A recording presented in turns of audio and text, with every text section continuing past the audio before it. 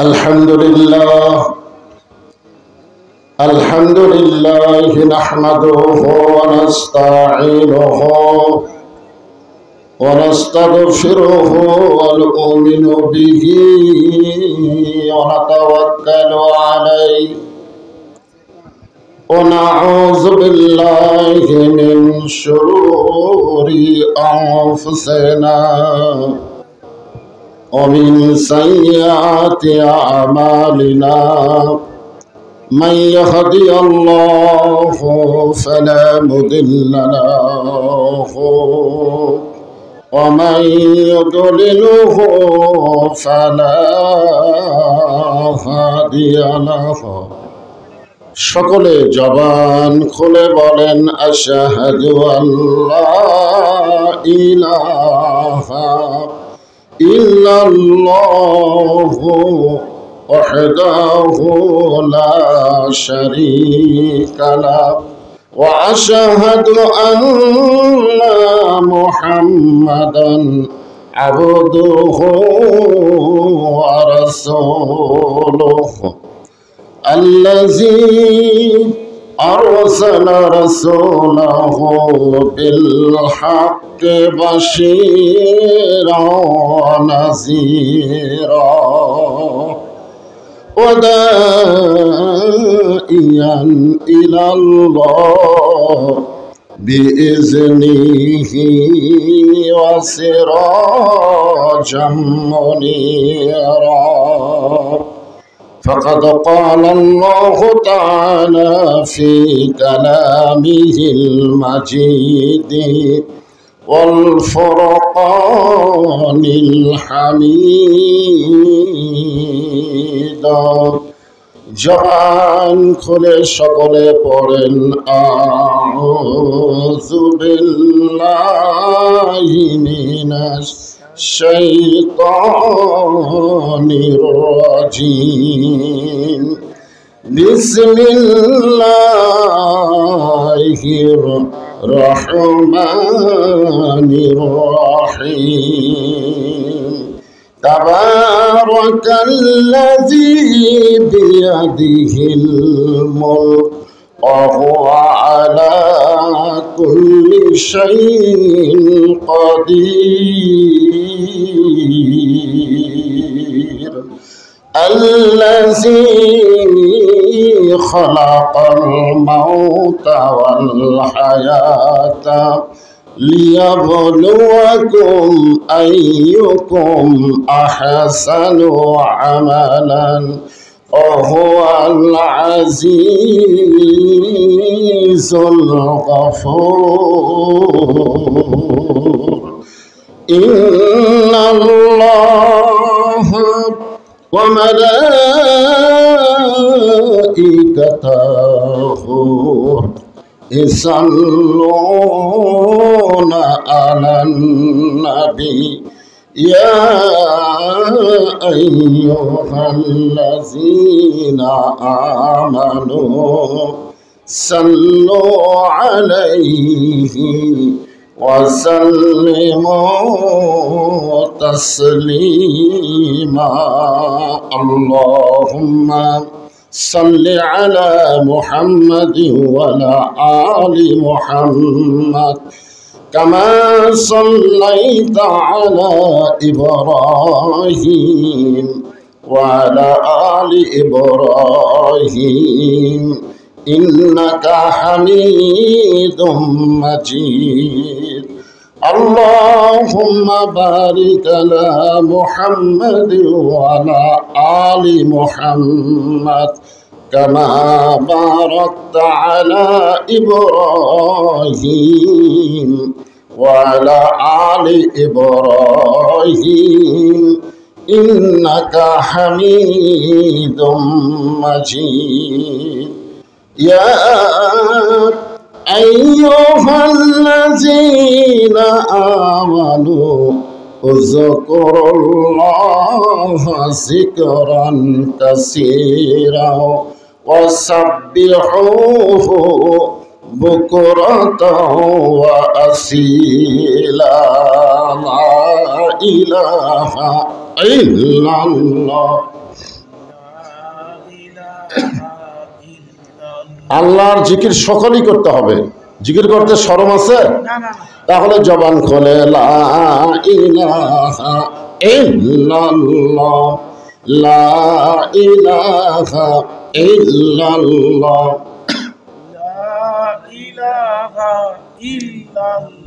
চাঁদ সূরজ আর গ্রহ তারা আল্লাহ নামের পাগল পারা।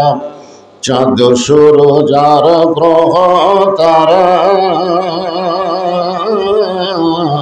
আল্লাহ নামের পাগল পারা। আমার আল্লাহ নামের এতই দয়া, আল্লাহ নামের এতই মায়া, লুকিয়ে রাখছেন হে আল্লাহ। লা ইলাহা ইল্লাল্লাহ, লা ইলাহা লা ইলাহা। সকলে জবান দিয়ে জিকির করেন। আল্লাহ রাসূল বলেছেন, কোন ব্যক্তি সারা জীবন যদি পাপ করে আর মৃত্যুর সময় এই কলেমার জিকির করতে করতে যদি মারা যায়, শুধু কলেমার জিকির জবানে জারি রাখার কারণে আল্লাহ তার জীবনের সমস্ত গুনাহ মাফ করে দেয়। আফজালুল জিকির লা ইলাহা ইল্লাল্লাহ, সবচাইতে উত্তম জিকির।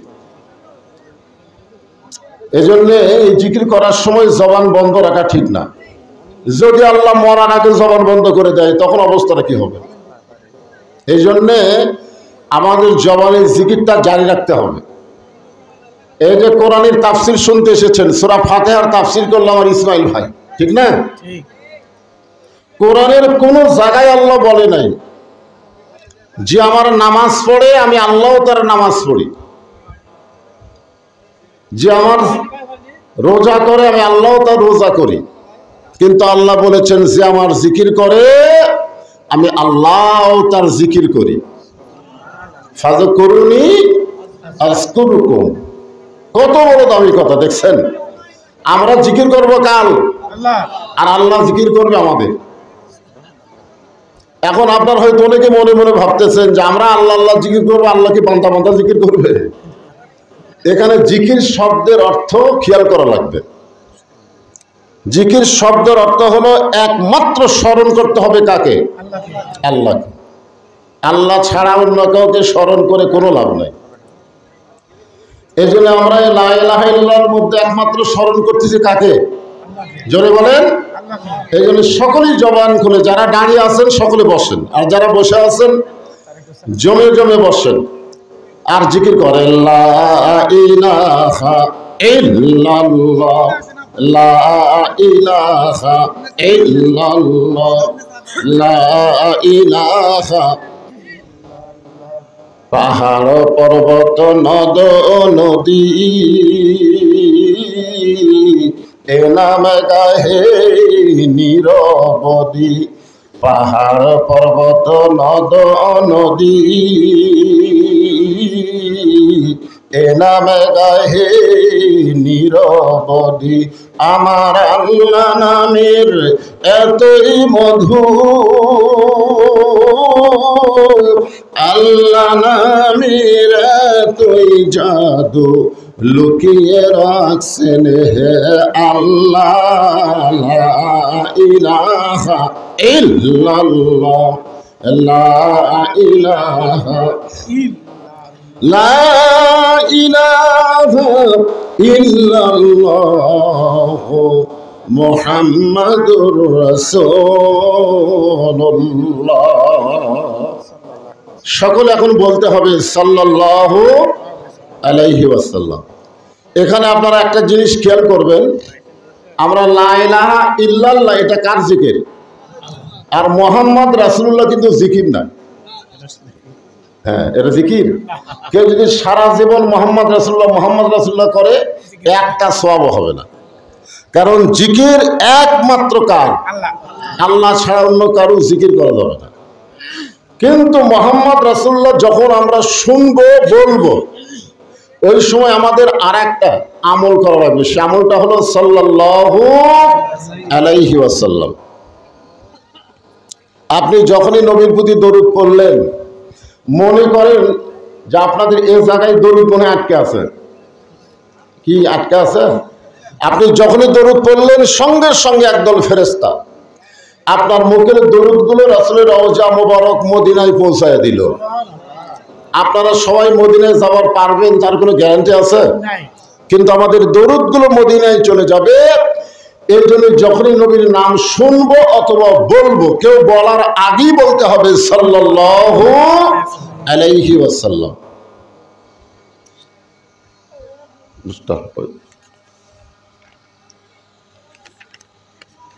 চক দেবীরামপুর মধ্যপাড়া জামে মসজিদ কমিটি কর্তৃক আয়োজিত আজকের এই তাফসীরুল কোরআন মাহফিলে আল্লাহ তাআলা যিনাকে সম্মানিত সভাপতির আসনে কবুল করেছেন। আজকের এই মাহফিলের সম্মানিত সভাপতি জনাব মোহাম্মদ দবিরউদ্দিন দুলাল আছেন তো? জি আলহামদুলিল্লাহ। আজকের এই মাহফিলের সম্মানিত সভাপতিকে অন্তরের অন্তঃস্থল থেকে আমি শুভেচ্ছা জ্ঞাপন করছি। সম্মানিত সহসভাপতি যিনাদের নাম রয়েছে সকলকেই আন্তরিকভাবে শুভেচ্ছা জ্ঞাপন করছি। আজকের এই মাহফিলের সম্মানিত প্রধান অতিথি আপনাদের সম্মানিত এমপি সাহেব জনাব এস.এম. ব্রহানি সুলতান মাহমুদ, সকলে ডাক নাম বলে গামা। উনি রাষ্ট্রীয় কাজে মান্দাতে নাই, যার কারণে উনি মাহফিল উপস্থিত হতে পারেননি। আজকের এই মাহফিলের সম্মানিত বিশেষ অতিথিবৃন্দ, সম্মানিত সুধীজন, সকলকে অন্তরের অন্তঃস্থল থেকে আমি শুভেচ্ছা জ্ঞাপন করছি। আজকের এই মাহফিলে সম্মানিত ওলামায়ে কেরাম, আপনাদের মাঝে মাঝে যে সমস্ত আলেম ওলামা বসে আছেন, মঞ্চে উপবিষ্ট আছেন, মাগরিবের নামাজের পর থেকে এতক্ষণ পর্যন্ত কোরআন হাদিসের আলোকে অত্যন্ত গুরুত্বপূর্ণ আলোচনা করে আপনাদেরকে শোনালেন। আলেম ওলামা সহ আজকের এই মাহফিলের বক্তাগণকে অন্তরের অন্তঃস্থল থেকে আমি শুভেচ্ছা জ্ঞাপন করছি।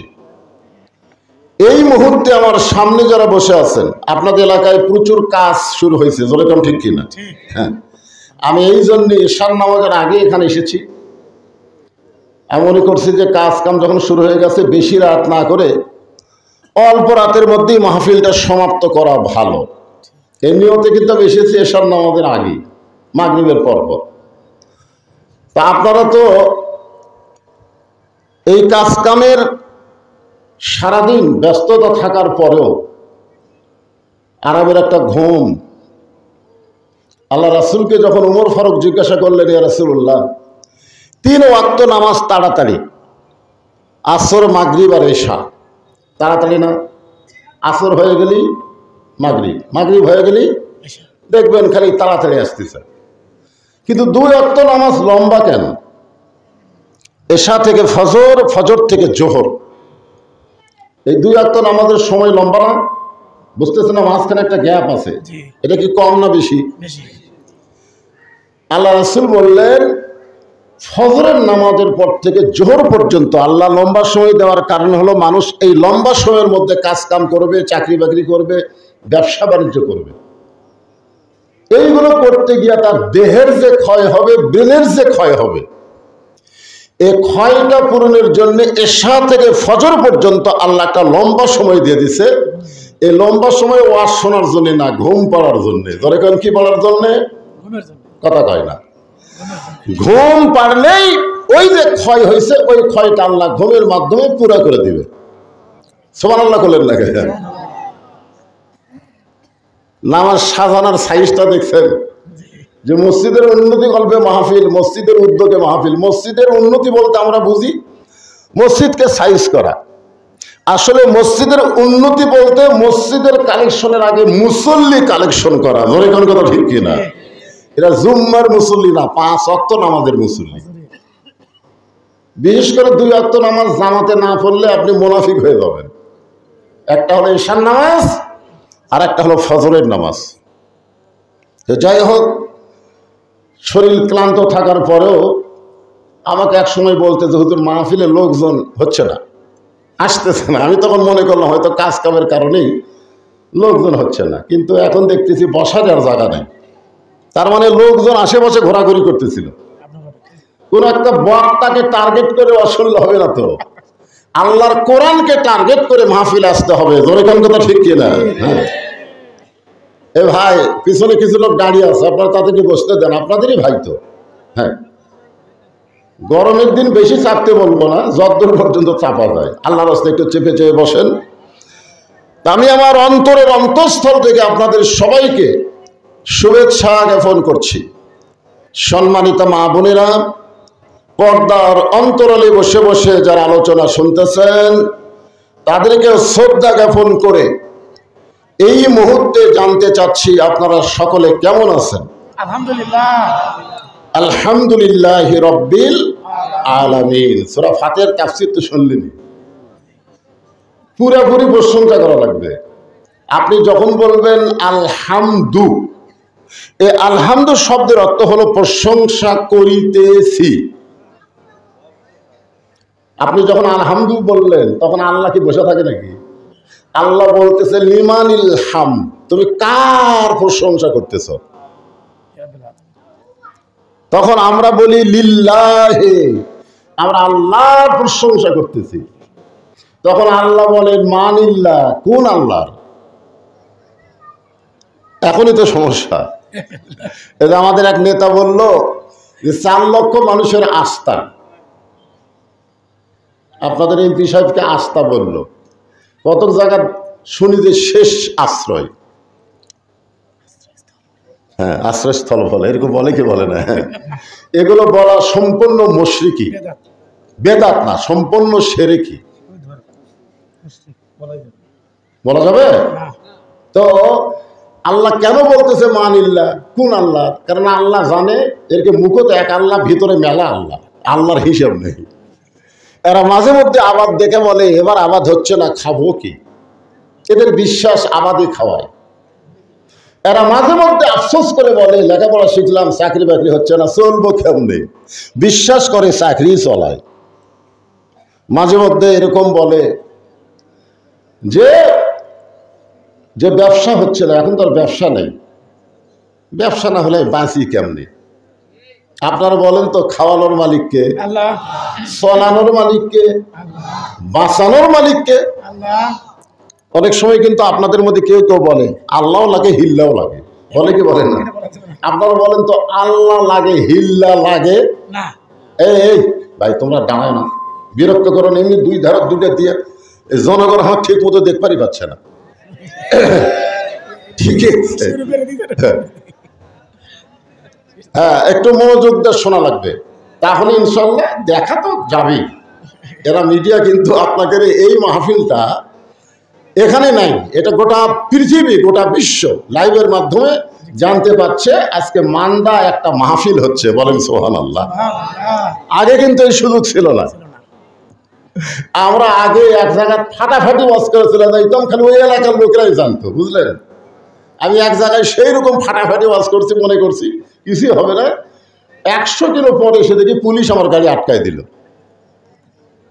হুজুর কি কথা কই আইছেন, লাইভে সব দেখছি।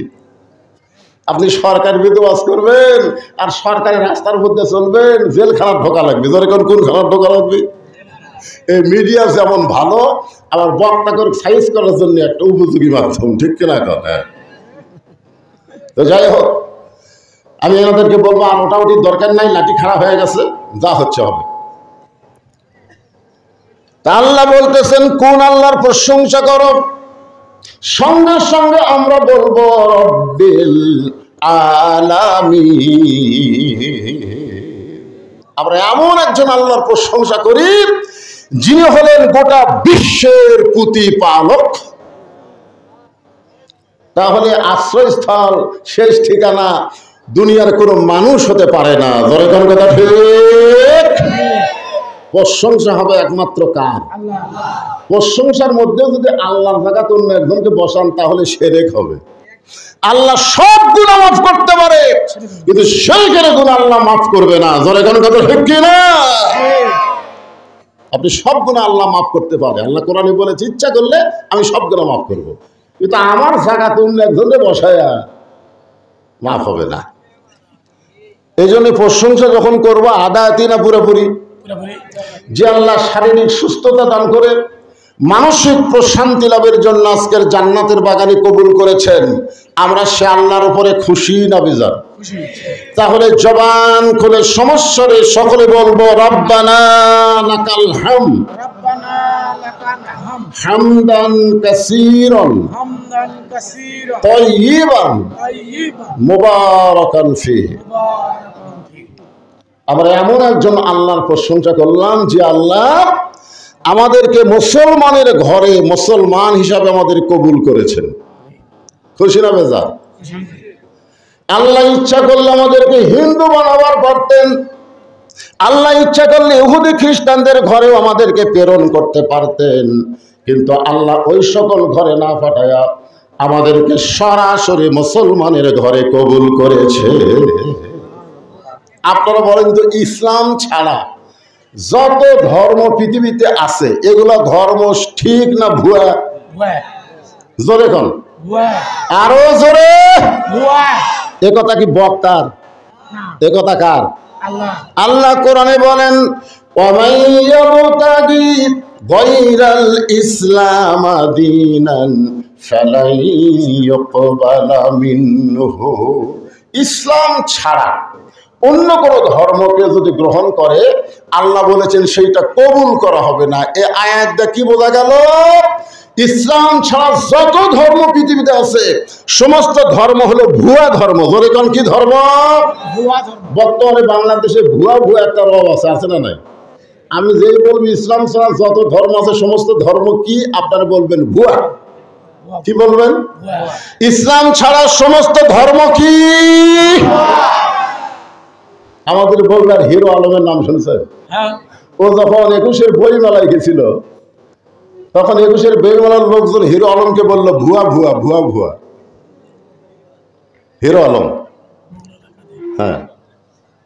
তারপর এক বুড়া মানুষ একটা ছুরি বিয়ে করছে, এটা ইয়ং জেনারেশন জানে, এর নাম হলো মোস্তাক আহমদ। ওই বুড়া করছে এক চিংড়ি। ওই চ্যাংড়া বউ নিয়ে বেপর্দা হয়ে যখন বইমেলায় গেল তখন বইমেলার সবাই বলল ভুয়া ভুয়া ভুয়া ভুয়া। মোস্তাক আহমদ যদি ওর বউটাকে চ্যাংড়াই করুক আর ছড়ি করুক, যেটাই করুক, যদি বোরকার মধ্যে রাখতো, পর্দার মধ্যে রাখতো, তাহলে ভুয়া ভুয়া শব্দ শোনা লাগতো না। জোরে কর কথা ঠিক কিনা? আপনি যদি বুড়া বয়সে একটা যুবতী বিয়ে করার মন চাই করেন, অসুবিধা নাই, কিন্তু বোরকার মধ্যে রাখেন, পর্দার মধ্যে রাখেন, দুনিয়ার কেউ জানতে পারবে না। জোরে কোন কথা ঠিক কি না? কারণ মেয়ে মানুষকে রাখতে হবে কোথায়? পর্দার মধ্যে রাখা লাগবে না? এ কথা কার? আরো জোরে বলেন। আল্লাহ কোরআনে বলেন অকরনা ফি বুয়ুতিকুন্না ওয়ালা তাবাররুজনা তাবাররুজাল জাহিলিয়াতিল উলা। আর একজন নেতা আছে বাংলাদেশে, বিসমিল্লাহ ঠিক মতো কর পারে না, এমপি হয়ে গেছে। জোরে কোন কথা ঠিক কিনা? ওই যখন বইমেলায় গেছিল তখনও বলছে ভুয়া ভুয়া ভুয়া ভুয়া। আজকে আমরা মাহফিলে সবাই বলবো আল্লাহর কোরআনের পক্ষে, ইসলাম ছাড়া যত ধর্ম পৃথিবীতে আছে সমস্ত ধর্মই হলো ভুয়া ধর্ম। জোরে কোন কথা ঠিক কি না? আল্লাহ আমাদেরকে ভুয়া ধর্মের মধ্যে না পাঠায় সরাসরি জন্মগতভাবে সঠিক ধর্মে কবুল করেছেন। এগুলি খুশি না বেজার? তাহলে জবান খুলে আর একবার বলি আলহামদুলিল্লাহ। আল্লাহ আমাদেরকে বিশ্ব নবীর উম্মত হিসাবে কবুল করেছেন। যেই নবীর উম্মতেরা জাহান্নামে যেতে পারে না, কারণ নবী উকিল হয়ে, ব্যারিস্টার হয়ে আল্লাহর কাছে আমাদের পক্ষে ওকালতি করবেন। নবী বলেছেন আমি যতক্ষণ বাহিরে থাকব আমার কোন উম্মতকে জাহান্নামে ঢুকতে দিব না, আমি যেমন করি হোক তাকে জান্নাতে নিয়ে যাব। খুশি না বেজার? কপাল ভালো রে, ইসলামের মধ্যে জন্ম নিলাম আর বিশ্বনবীর উম্মত হলাম। অনেকরা ইসলামের মধ্যে আদম আলাইহিস সালাম থেকে শুরু করে ঈসা আলাইহিস সালাম পর্যন্ত সমস্ত নবীর ধর্মই হলো ইসলাম। জোরে কোন কথা ঠিক কিনা? কিন্তু ওই সকল নবীর উম্মতের ভাগ্য খুব একটা ভালো না। কি জন্য ভালো না? কারণ প্রত্যেকটা নবী হাসরের ময়দানে বলবে আমার কি হবে, আমার কি হবে। নবীরা নিজেদেরকে নিয়ে ব্যস্ত থাকবে, আর আমাদের নবী আমার কি হবে এই কথা বলবে না, আমার উম্মতের কি হবে। খুশি না বেজার? এমন একজন নবীর উম্মত হওয়াতে আমাদের ভাগ্য এত ভালো, যার কারণে আমরা সকলে জবান খুলে বলবো আলহামদুলিল্লাহ। যে কোরআন থেকে আপনার তাফসীর শুনবেন, আমি সেই কোরআনের 29 পারা, কোরআন কয় পারা? 30 পারা। হ্যাঁ, 30 পারা কোরআনের 29 পারার প্রথমে একটা সূরা, যে সূরার নাম হলো সূরা মুলক। জোরে বলেন নাম কি? মুলক শব্দের অর্থ কি? হ্যাঁ, এই যে একজন সামনে থেকে বলছে রাজত্ব। অনেকে আমাদের মধ্যে বলে হুজুর রাজনীতি দান করেন না, কোরআনের মাহফিলে কোনো রাজনীতি চলবে না। অথচ রাজত্ব নামের একটা সূরাই কোরআনের ভিতরে আছে। জোরে কথা কোন আছে না? নাই আছে না? সেই সূরার প্রথমে আল্লাহ বললেন তাবারাকাল্লাযী বিয়াদিহিল মুলকু ওয়া হুয়া আলা কুল্লি শাইইন কাদির। মানে যে এলাকাত ইসলামী দল কম, ভেজাল দল বেশি, ওই এলাকায় কোরআন তেলাওয়াত করলে আল্লাহ আকবার স্লোগান খুব একটা শোনা যায় না। কেন আমাদের বড় বড় দলের মধ্যে আল্লাহ আকবার নাই। জোরে কোন কথা ঠিক কথা কন? আজকে বাংলাদেশের কোনো বড় দলের মিছিল থেকে কেউ যদি আল্লাহ আকবার কয়, ও ঘাট ধরে বের করে দিবি। কেন আমাদের দল তো আল্লাহ আকবার নাই যায়। তা আপনারা কি সেই দলের লোক নাকি? কি রে, কোরআন তেলাওয়াত শুনলে মানুষের ঈমান বাড়ে না কমে? এ জোরে কোন বাড়ে না কমে? ঈমান বাড়ার লক্ষণ কি? বাতিলের সাথে আপোষ করে চুপ থাকা। জীবন বাঁচানো ফরজ বাড়ে, জীবন বাঁচানো ফরজ। আজকে বাংলাদেশের মানুষ মুসলমান দাবি করে আর বাতিলের সঙ্গে আপোষ করে জীবন বাঁচানো ফরজ মনে করতেছে। জোরে কোন কথা ঠিক কি না? আর ফিলিস্তিনের মুসলমান বাতিলের সঙ্গে আপোষ না করে নিজের জীবন দিয়ে শাহাদাতের পিয়ালা পান করতেছে। জোরে কোন ঠিক কিনা ভাইজান? মরা তো লাগবেই। আপনি যতই চেষ্টা করেন, আপনি কি বাঁচতে পারবেন নাকি? তো বেঈমান হয়ে বেঁচে থাকার চাইতে ঈমান নিয়ে মরা অনেক ভালো। আপনার মরবার চাচ্ছেন না? চাচ্ছেন? হ্যাঁ, সবাই ফাঁসির মিছিল করে। ফাঁসি ফাঁসি, আল্লাহ কাই ফাঁসির মিছিল করিস, তোর লজ্জা নাই? তোর নিজের মৃত্যু হবে। জোরে কোন কথা ঠিক কিনা? ফাঁসির একটা তারিখ আছে, আর মরার কোনো তারিখ? আপনারা বলেন তো, মরার কোনো তারিখ আছে? তাহলে ঈমানকে বাঁচানোর জন্য যখনই বক্তা কোরআন তেলাওয়াত করবে, জাদাতুহুম ঈমানান, আল্লাহ বলেছেন তেলাওয়াতের কারণে ঈমান বেড়ে যায়। তো ঈমান বাড়ার লক্ষণ কিছু থাকা, আল্লাহু আকবার স্লোগান দেওয়া। আল্লাহ কোরআনে বলতেছেন ইন্নামাল মুমিনুনা আল্লাযীনা ইযা যুকিরাল্লাহু ওয়াজিলাত কুলুবুহুম ওয়া ইযা তুলিয়াত আলাইহিম আয়াতুহু যাদাতুহুম ঈমানাও ওয়া আলা রাব্বিহিম ইয়াতাওয়াক্কালুন। এখন সূরা মুলকের 1 নম্বর আয়াতের অর্থ শোনেন, তারপরে তাফসীর হবে। অর্থ হচ্ছে গোটা পৃথিবীর রাজত্ব, কর্তৃত্ব, মালিকানা একমাত্র কার হাতে? হাত মানে কি? হাত মানে বাংলাদেশের ক্ষমতা কার হাতে? না না না, গোটা পৃথিবী, এখানে বলা হচ্ছে গোটা পৃথিবীর ক্ষমতা। মনে হয় এর মধ্যে বাংলাদেশ বাদ আছে নাকি? বাংলাদেশ বাদ? অনেকে যে বলে আমার দল ক্ষমতা আছে রে, আমার চিনিস, আমার দল ক্ষমতা আছে। আল্লাহ বলতেছে তোর দল ক্ষমতা নাই, ক্ষমতায় আমি আল্লাহ আছি। যে কোনো মুহূর্তে তোর দলকে ক্ষমতা থেকে নামানোর ক্ষমতা কার? আরো জোরে বলেন। অনেকে মনে করে হবি না, 5 তলা বিল্ডিং এর উপরে 1.5 লাখ টাকার খাট, 12,000 টাকার কম্বল, মাঘ মাসে 9টার সময় গাড়ি দিয়ে বলতেছে আমার বাড়ি আমার ঘর, আমাকে নামাইকে।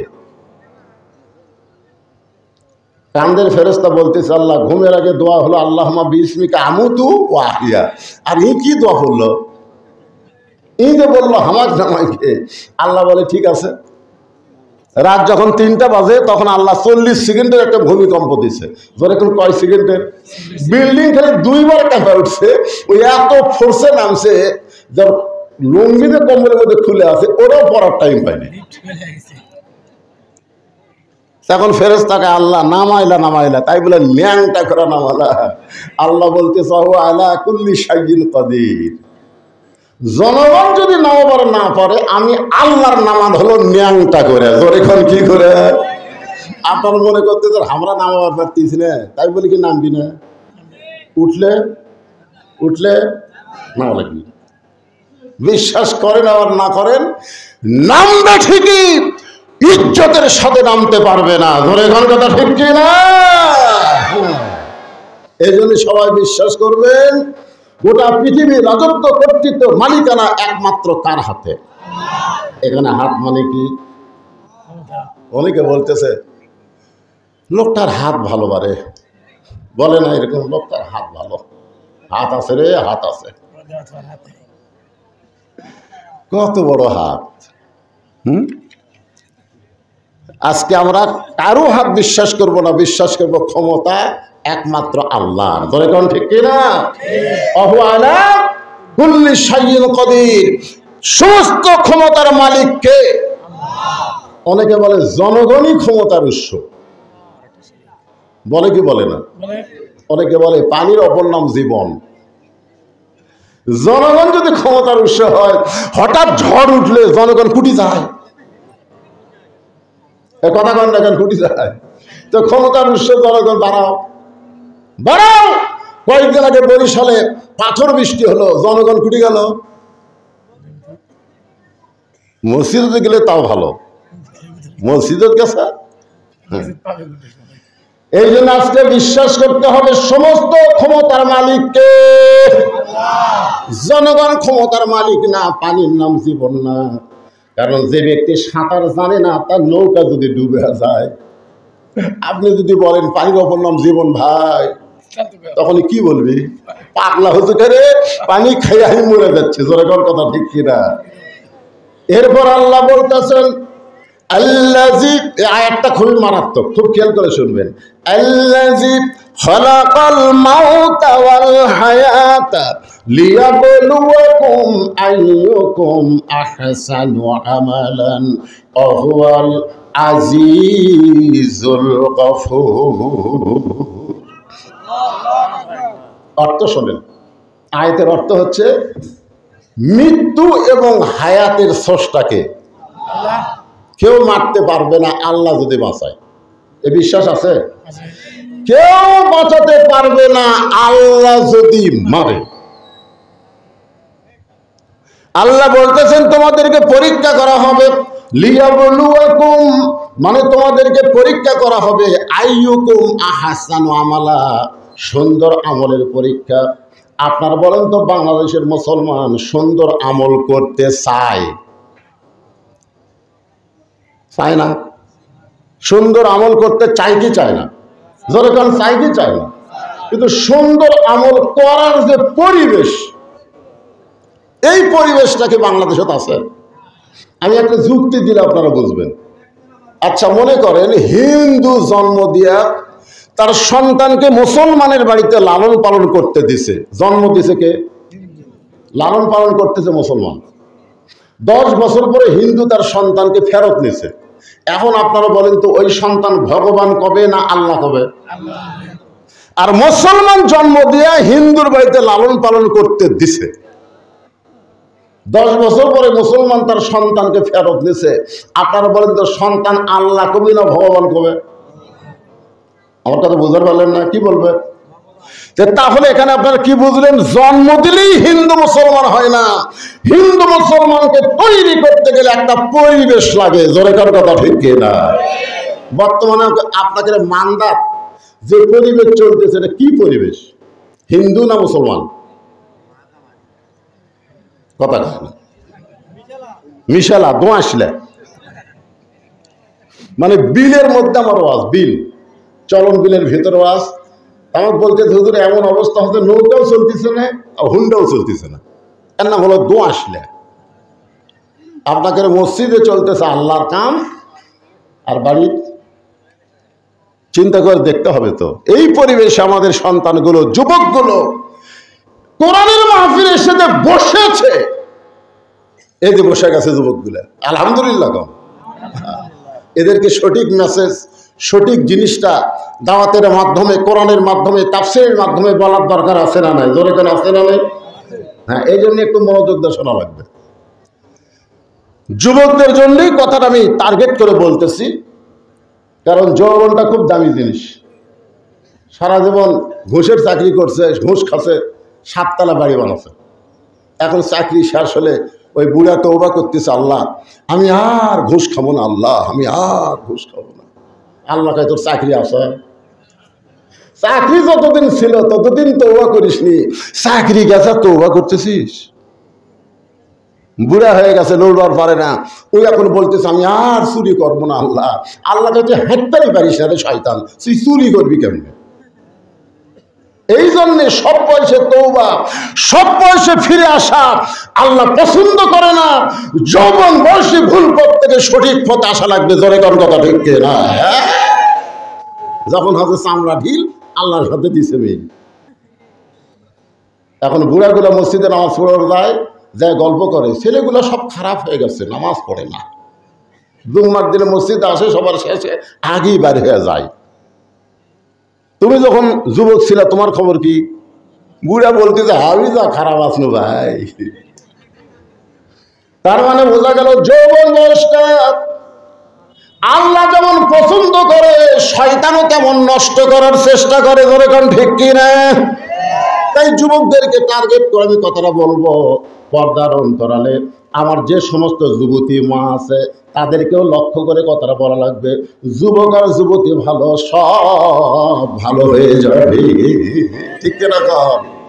এই 2 ফুসকা লাভ ধরল,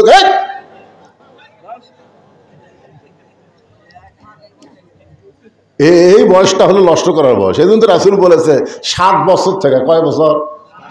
7 বছরের তালিম দাও। 7 বছরে কিসের তালিম দাও? নামাজের তালিম দাও। আর 10 বছর থেকে পড়বার না চাইলে ঘাড় ধরে। ওর বয়স কত? দুটার বয়স কত? এখনই তালিম দেওয়া লাগবে, ওদেরকে উঠতে দেওয়া যাবে না। জোরে কোন কথা ঠিক করে ঠিক বলে? ওরা বাইরে কি করবে রাত 11টার সময়? এই 2 ফুসকা তোরা উঠছিস, তোরা বাইরে কি করবি রে?